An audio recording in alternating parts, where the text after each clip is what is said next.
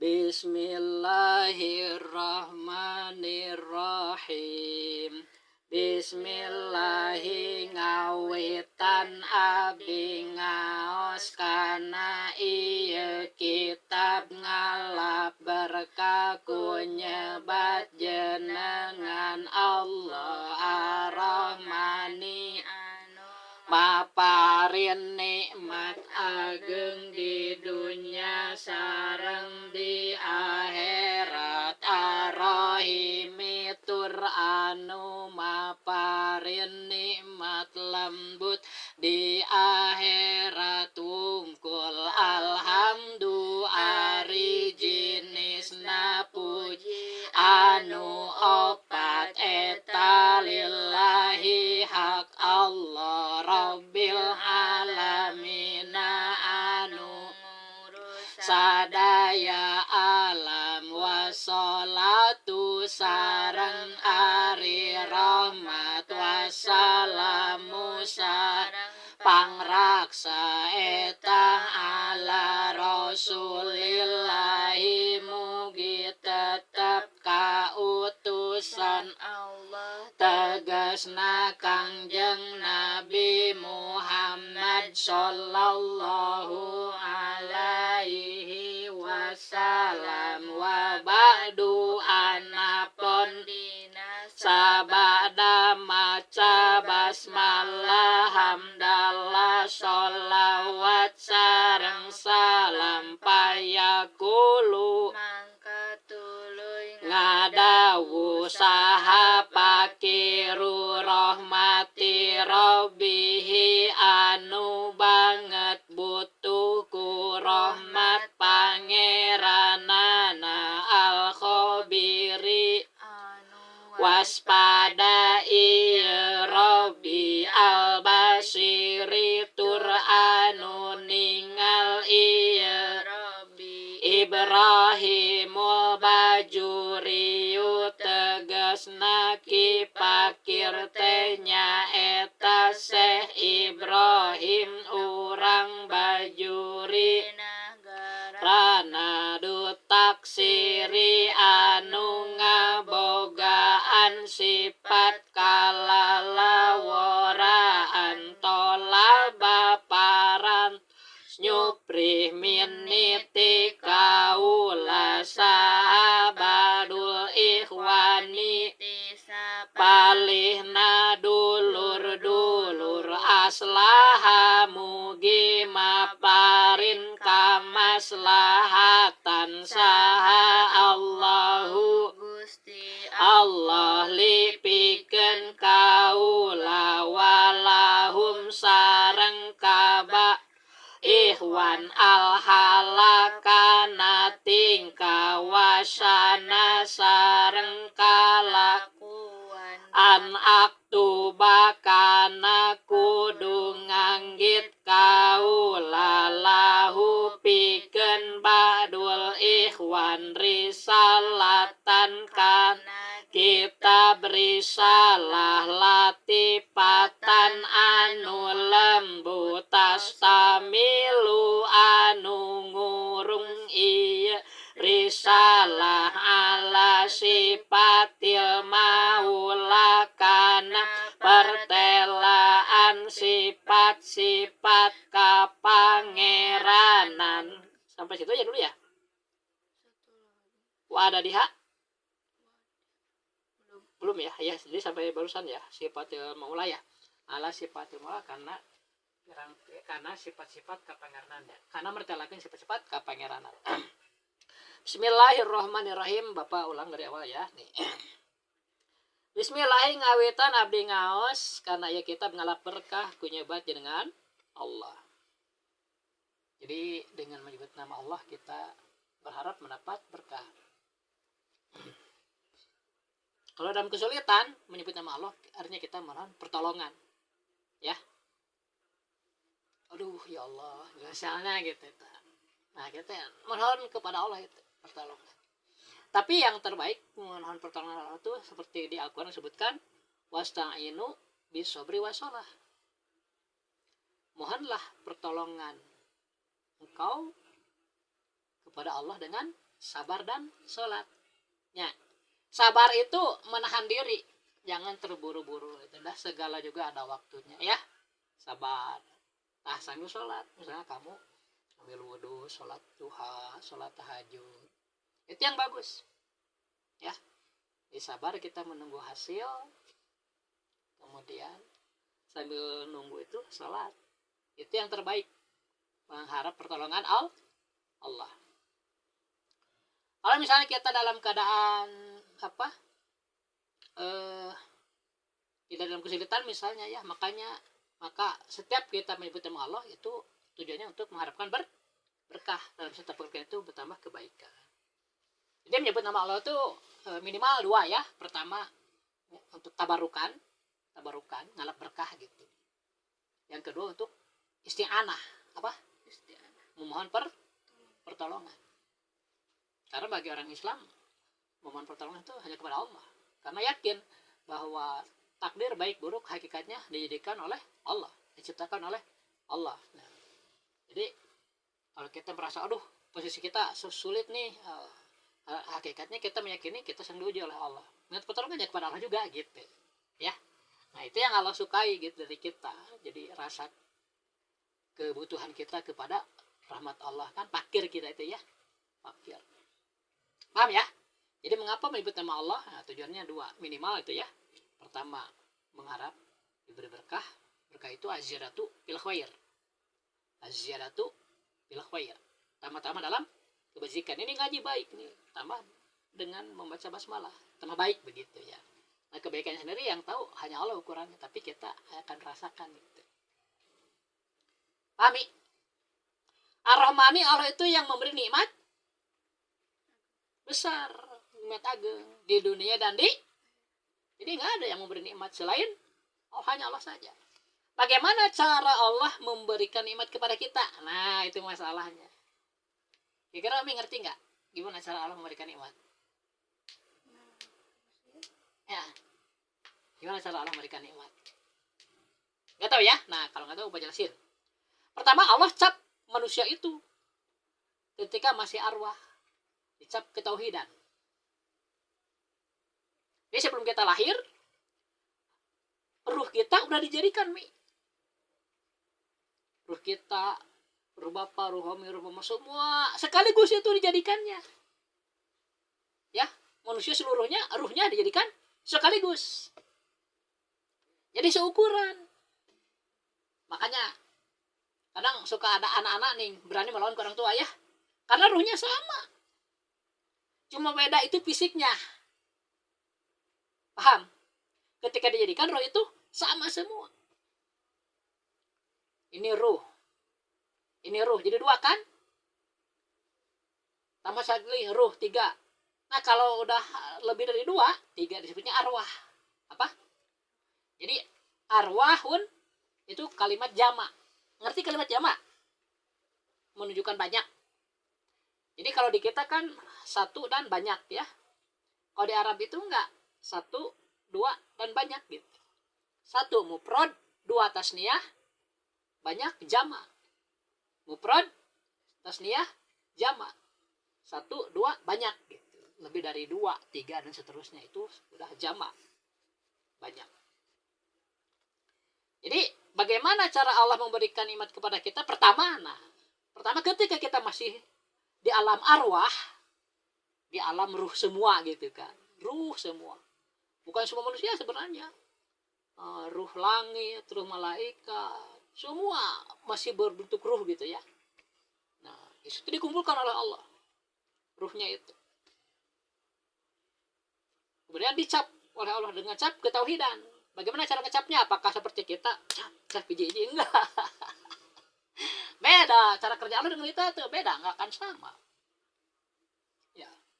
Lagi pula yang dimaksud kerja oleh kita mah kasab mengusahakan ya, bukan kerja hakikatnya. Karena kalau kerja itu kan seperti mengerjakan langit ya, dari tidak ada menjadi ada, itu hakikatnya hanya Allah aja bisa. Jadi dicapnya itu bagaimana cara Allah mengecap ruh itu? Ditanya. Alastu birobikum? Allah tuh bertanya kepada ruh itu semua. Bukankah aku ini Tuhan kalian? Itu cara ngecapnya gitu. Kemudian ruh itu semua menjawab, kita juga menjawab. Cuma kita waktu itu masih ruh, belum dikasih akal, jadi nggak ingat sekarang. Oh, ingat nggak? Wah, tapi itu ada di Al-Quran disebutkan. Allah tahu kenapa, karena Allah yang membuatnya. Coba waktu Homie dilahirkan, ingat nggak? Enggak. Tapi coba tanya mama, ingetan nggak? Ingat, dan mau ngelahirkan anak. Paham? Oh, Homie lahir tanggal sekian, jam sekian. Sama lagi cuaca panas atau hujan. Tahu mama, karena mama yang melahirkan. Homie tinggal tanya mama aja. Cukup percaya ke mama, paham? Nah, Allah juga melahirkan kita dari tidak ada menjadi ada. Asalnya nggak ada gitu. Kemudian Allah dijadikan, dilahirkan. Ya, kan kita di perut ibu juga nggak kelihatan, ya, nggak ada kan, cuma melendung gitu kan. Hamil ibu itu. Dilahirkan ke dunia. Allah juga begitu, melahirkan kita dari tiada menjadi ada.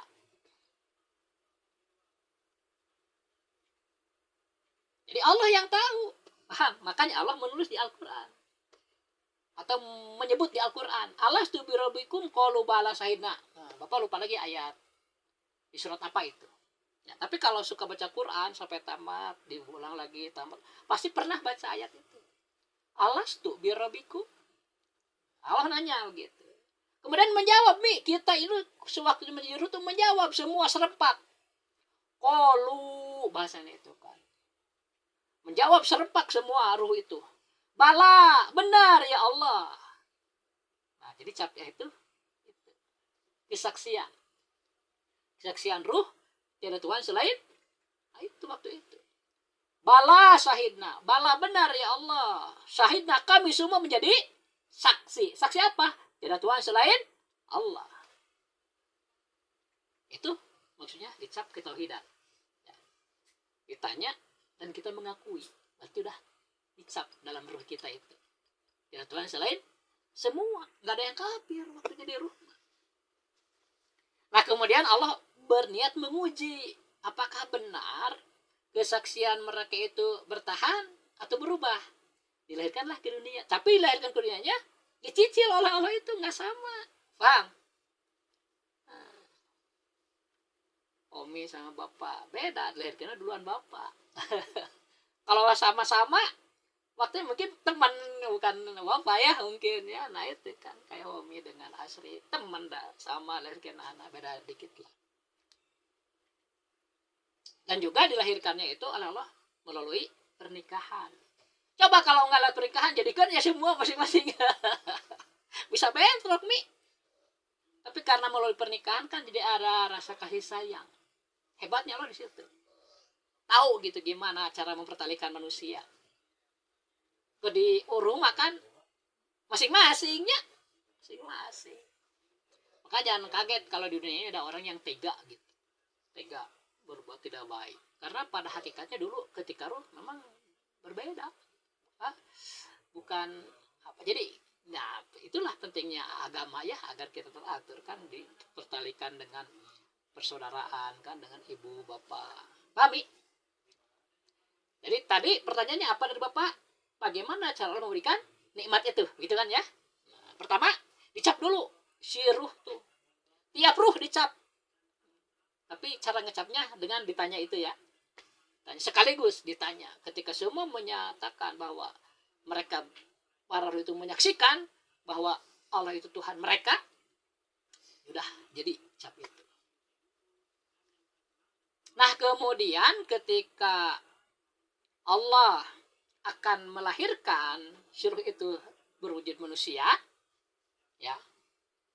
Nah, dibuat dulu janinnya dengan melalui sebab pernikahan ya. Nah, laki-laki perempuan menikah, kemudian campur ya. Nah, kemudian terjadi pembuahan misalnya. Terus, nah itu badannya dulu, belum bisa dulu, masih badan itu.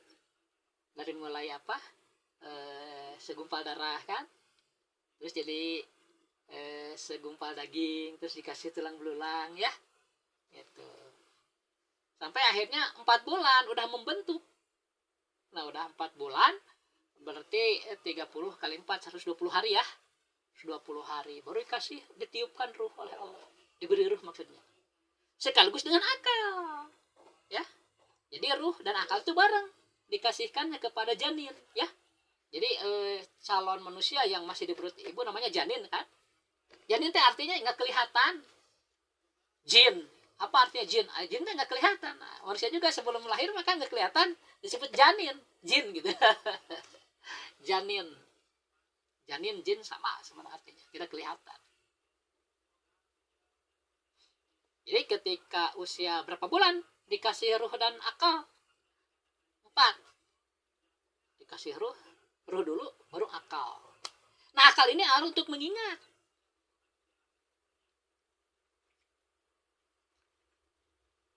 Sedangkan di ruh, di badan, di janin itu, di fisiknya, itu dikasih indera, panca indera. Jadi akal dan panca indera ini merupakan alat untuk mendeteksi. Paham? Kalau panca indera untuk mendeteksi hal-hal yang real, yang hisi. Kalau akal untuk mendeteksi hal-hal yang sifatnya logis. Amrun itibari, perkiraan gitu. Perhitungan. Jadi yang tidak bisa diidrok oleh panca indera, diidrok itu ditemukan. Pasti ditemukannya oleh akal gitu. Paham? Nah, jadi ketika janin berusia berapa bulan, dikasih apa? Ruh plus akal. Apa sih akal itu? Akal itu banyak ta'rifnya. Tapi kesimpulannya akal itu adalah alat deteksi. Dengan adanya akal, kita manusia jadi tahu akan ilmu. Baik ilmu doruri maupun nadori. Ilmu doruri itu doruri sama nazori.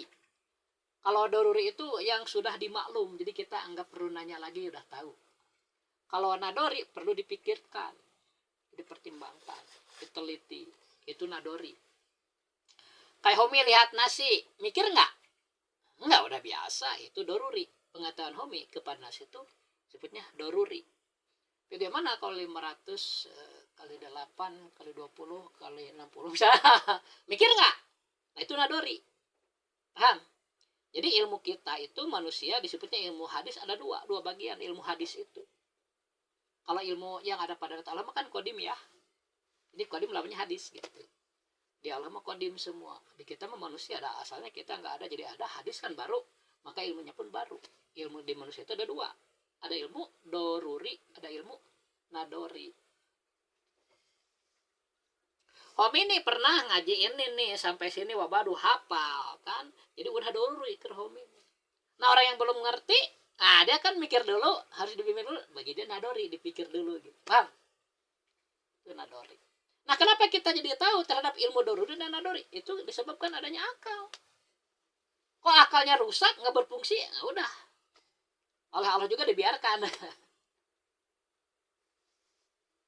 Maksudnya misalnya orang itu sejak lahir rusak akalnya, sampai dewasa, sampai besar, sampai meninggal misalnya, nggak ibadah, nggak apa-apa, nggak disalahin oleh Allah, masuk surga dia. Disebutnya goer mukallaf. Jadi tadi pertanyaannya itu bagaimana cara Allah memberikan nikmat agar nikmat itu bisa dirasakan oleh manusia. Pertama, Allah mengecap setiap ruh dengan ruh ketauhidan. Kedua, ketika berusia 4 bulan, khususnya manusia ya, dalam perut ibu, yang disebut janin itu diberi apa? Ruh dan akal. Nah, karena kalau nggak dikasih ruh, ketika lahir nggak akan hidup. Ya, mati kan. Kalau nggak dikasih akal, ketika hidup nggak akan ingat. Nggak bisa mengingat, nggak ada alat pengingatnya gitu. Paham? Jadi akal itu alat deteksi lah, alat untuk mengingat, untuk mengetahui. nafsu kita, diri kita nih ya, diri, nafsu ya, ruh, nah itu sama itu ya, diri kita, ruh kita, nafsu kita, itu jadi tahu akan ilmu doruri dan nadori dengan sebab akal. Kemudian fungsinya, nah kan begitu kita dilahirkan kita dikasih panca indera dan juga akal ya. Nah kalau panca indera itu alat untuk mendeteksi hal-hal yang bersifat real, yang mewujud ya, yang ada yang diidrok, ditemukan oleh mata ya, ada yang diidrok oleh telinga ya, ada yang diidrok oleh hidung, ada yang diidrok oleh lidah, ada yang diidrok oleh kulit ya. Ya hati kita tahu misalnya ini kasar atau lembut di kita pegang. Nah dengan kulit ini ketahuan, oh ini lemas. Nah jadi ngasih tahu si kulit ke hati kita ini lemas ya. Kalau suara bisa nggak dipegang? Suara nggak bisa, harus dengan apa? Dengan telinga. Nah jeger, tabrakan. Wah tabrakan di mana? Tuh di kidul. Nyahuan telinga di kidul. Malah nggak kesana, telinganya di sini aja ya. Di kidul, salah nama di kidul. Nah itulah cara Allah memberikan kita nikmat itu dengan terlebih dahulu kita dilengkapi apa-apa yang bisa menerima nikmat itu ada di diri kita, disiapkan oleh Allah gitu. Sehingga jika rusak misalnya akal atau indera, kalau akal itu mutlak ya, ketika rusak udah nggak berfungsi aja, maka orang itu jadi menurut kita gila ya.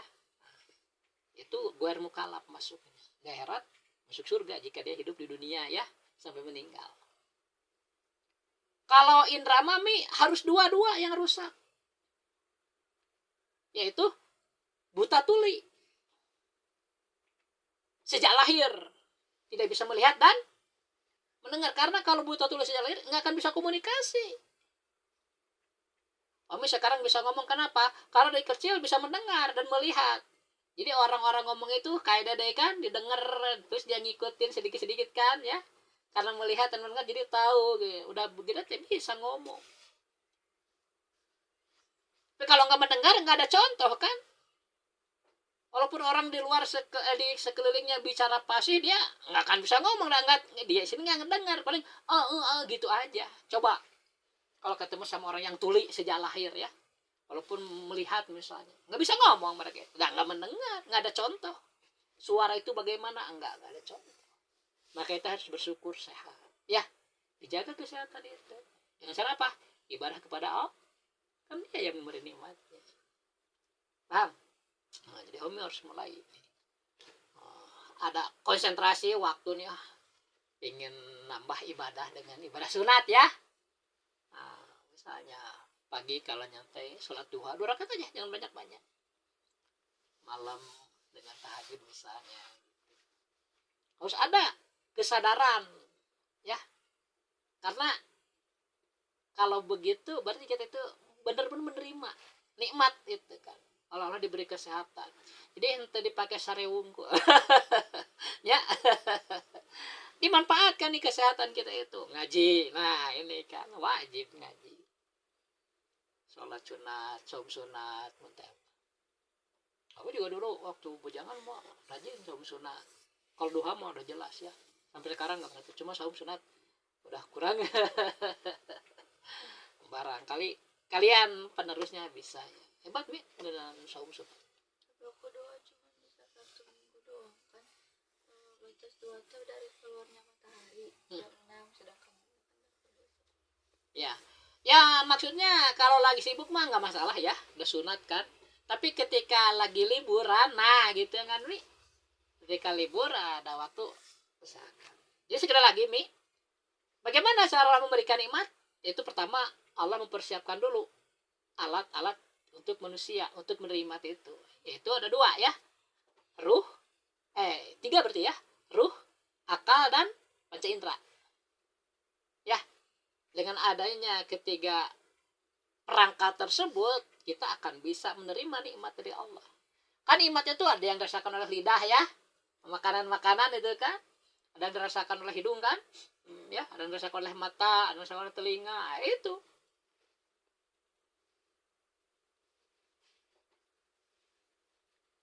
Jadi kalau rusak misalnya akal misalnya mutlak ya, kalau akal rusak mau udah disebutnya biar mukalaf. Tapi kalau panca indera harus dua ya yang rusaknya, yaitu buta tuli sejak lahir itu, atau buta tulinya itu sebelum balik. Misalnya usia balik itu kan 15 tahun ya, sebelum 15 tahun kecelakaan misalnya, kecelakaan buta tuli lah, itu pun menurut bapak itu guar mukalaf juga kan, sebelum balik kejadiannya gitu. Kalau udah balik mah udah dewasa nih kecelakaan, tetap wajib ibadah dia tuh, tetap mukalaf. Kan di sini dilanjut nih ya, di bawah nanti ya jibu ala kuli mukalafin tamu ini sampai sini ya, cuma yang ini dilewat.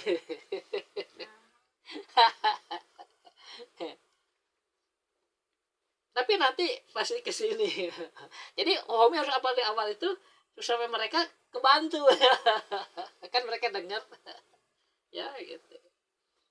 Nah, kalau Homi kan sedikit-sedikit apa ngajarnya karena masih tingkat SMP ya. Kalau Min mah sama orang udah berat-berat nih kayak pemikirannya.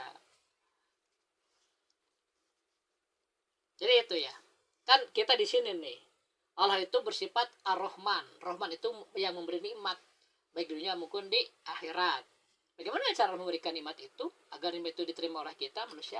Ya pertama tadi disiapkan dulu ruh dengan sahadatu tauhidnya, dicap dengan cap tauhid, ruh ya. Itu bahan sebenarnya bahan itu.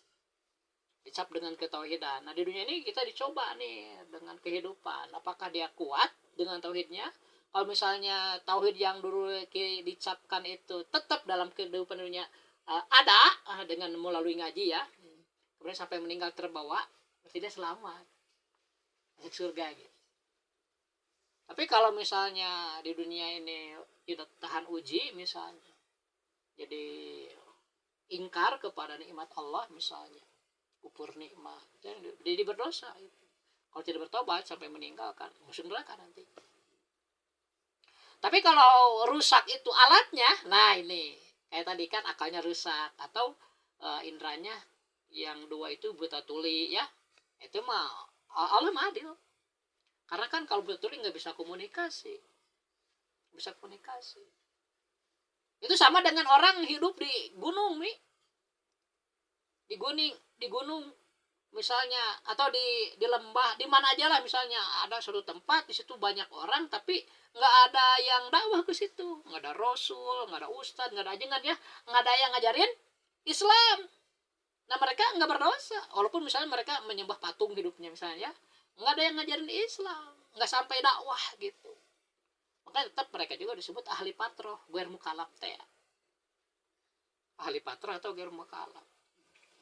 Itu daerahnya masuk surga. Di dunia nggak beramal kan nggak ada yang ngasih tahu. Makanya ilmu itu sifatnya seperti air nih. Air makan di mana-mana juga berusaha meresap gitu. Makanya kita mendengar ilmu nih melalui medsos. Jadi itu kalau kita amalkan jadi. Kalau ilmu yang baik jadi baik. Kalau ilmu yang jelek ya jadi jelek. Paham? Jadi nggak terhalang oleh karena guru dengan kita jauh nih, nggak terhalang ketika kita dengar dari medsos, oh ini nih kita amalkan jadi. Itu sifat ilmu mah jadi sangat apa, linear atau apa ya, bebas gitu. Bebas. Oh misalnya di gunung tadi ya ada orang misalnya jauh dari kita, tapi ada yang bawa handphone ke sana. Satu handphonenya. Nah, di sana dikasih tahu orang-orang ini di handphone nih ada yang ngajar Islam. Mereka wajib paham. Jadi syarat mukalaf tuh kan ada 4 ya. Pertama, sehat akalna, nggak gila. Kedua, tidak buta tuli ya. Ketiga, sampainya dakwah. Yang keempat, sudah dewasa. Syarat mukalaf tuh ada 4, harus ada semuanya Mi. Kalau nggak ada salah satunya, berarti bukan mukalaf, disebutnya buer mukalaf itu atau ahli patroh. Itu ada di Al-Quran disebutkan. Wa makunna mu'adzibina hatta nab'atsa rasulah. Firman Allah begitu. Jadi firman Allah, kami tidak akan menyiksa suatu kaum sebelum datang ke mereka itu utusan. Maksudnya Islam gitu, ajaran Islam. Bisa oleh Rasul, bisa oleh Ustaz. Jika tidak ada yang datang, tidak ada yang mengajarkan Islam, dan mereka bodoh, dimaafkan oleh Allah. Karena kan mereka nggak tahu. Murni nggak tahunya itu karena nggak ada yang ngasih kabar. Kami, kalau kita mau jelas menerima dakwah kan? Ya, udah di televisi di mana-mana, ayan udah dakwah, udah ceramah. Kita mau wajib disebutnya mukalaf. Jadi Umi ngerti ya? Gimana cara Allah memberikan nikmat? Ngerti ya? Pertama Allah siapkan dulu perangkat-perangkat di manusia agar nikmat itu bisa diterima. Itu pertama dengan dicap ketauhidan ya. Ruhnya itu dicap dulu. Kemudian ketika dijanin, nah ruh yang tadi dicap itu dimasukin gitu ke janin, paham? Ya, sama akal ya. Kan tadi mau banyak ruh teh. Nah ruh itu keluarnya itu dipilih oleh Allah itu. Nggak semuanya jadi manusia gitu. Kan melalui sperma ya. Nah, sperma itu kan berapa cc katanya? 5 cc kalau nggak salah itu. Itu bahan pimanusiaeun gitu. Itu ratusan ribu. Yang jadi cuma 1. Bapak nggak ngerti apakah memang yang misalnya anggaplah misalnya 1000 ya, yang jadi kan 1, nah sisanya itu apakah diulang, dikeluarkan lagi melalui orang lain, nggak ngerti, itu Allah yang tahu ya. Tapi kata dokter gitu katanya, jadi dari sperma itu kan berapa cc ya, nah itu bahan pimanusiaan itu ribuan gitu. Sangat hebat Allah nih, bayangkan dengan sperma ya. Kan kecil. Makanya bayangkan kalau misal itu teh masih berbentuk apa? Telur teh nih. Telur anu juga cacing gitu nya. Nah gitu. Kami udah tahu di sekolah. Jadi ya, Allah itu adil. Gitu aja. Kalau memang perangkatnya di manusia itu rusak, gak perlu ibadah, disebutnya guer mukalaf ya. Perangkatnya itu apa tadi? Fisik ya, dilengkapi dengan indera gitu kan. Terus ruh dilengkapi dengan akal dan kesaksian syahadah itu. Paham? Udah. Sekali lagi baca sok.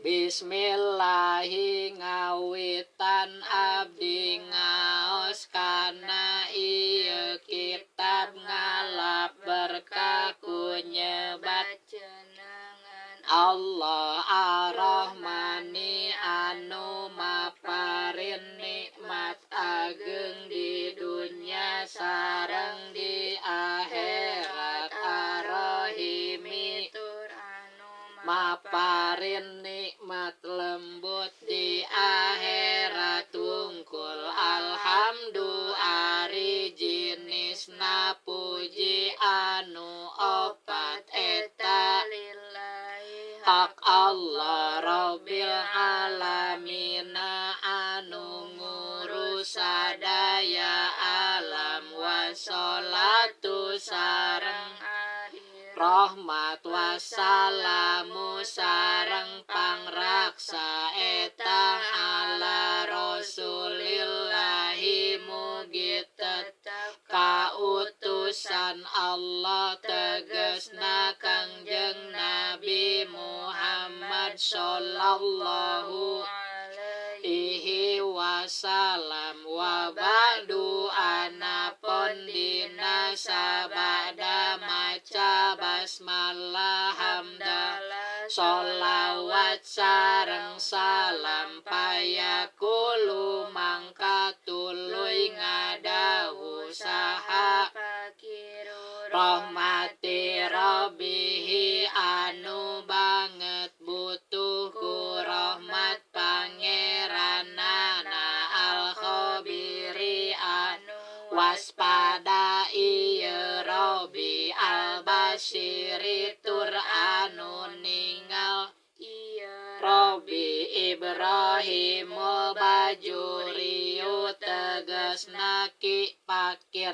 teh nyaeta Syekh Ibrahim urang bajuri nagarana Dutaksiri anu ngabogaan sifat kalalaworaan tolaba parantos nyupri minni sahabadul ikhwani tisapalina dulur-dulur aslaha mugi maparin kamaslahatan saha Allahu Gusti Allah lipikeun kaula walahum sareng kabadul ikhwan al halakana wasana sareng kalakuan an aktuba kana kudu nganggit kaula lahu pikeun